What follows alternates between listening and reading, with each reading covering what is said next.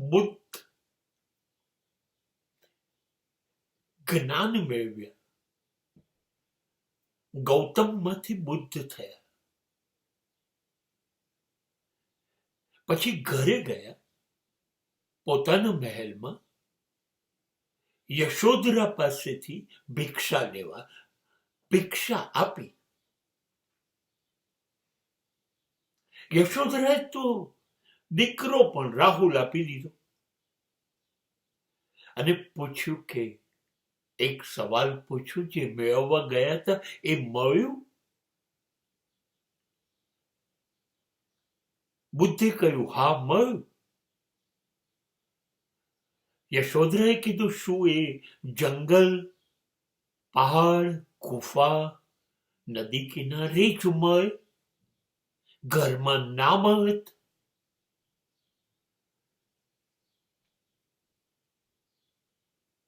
મારી સાથે મારી પાસે ના મળત તમને?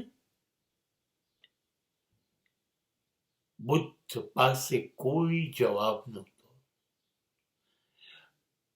અને આપણી પાસે સ્પેસિફિકલી મારી પાસે પણ કોઈ જવાબ નથી. આજ સવાલ દરેકની પત્ની મેળવે છે, પૂછે છે. આજ સવાલ દરેક માતા પિતા પૂછે છે, સંતાનો પૂછે છે. સવારથી સાંજ રજળ પાઠ કર્યો, જિંદગી લેવા જતા જિંદગી ભૂલ્યા. શું મળ્યું? શું મળ્યું? મા બાપ બોલ્યા વગર પૂછે છે, પત્ની બોલ્યા વગર પૂછે છે, બાળકો બોલ્યા વગર પૂછે છે, પપ્પા શું લઈ આવ્યા તમે? સાચે કોઈ જવાબ નથી. આપણે જે લઈ આવ્યા એની એ લોકોની જરૂર નહોતી. એ તો બધા જ લાવે, પશુ પક્ષીઓ પણ લાવે છે.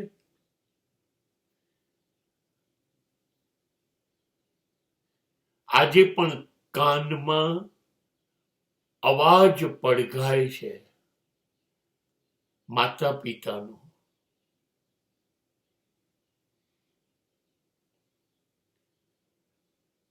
શું લઈ આવ્યા કહેતા ધ્રુજે છે, શું મેળવ્યું પૂછતા ધ્રુજે છે.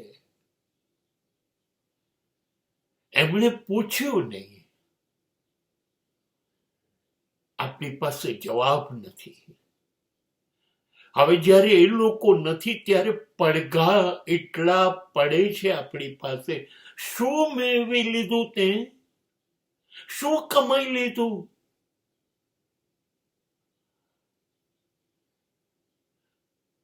બહુ શાંત પડું છું ત્યારે જવાબ મળે છે, મળ્યું નહીં, ખોવાઈ ગયું.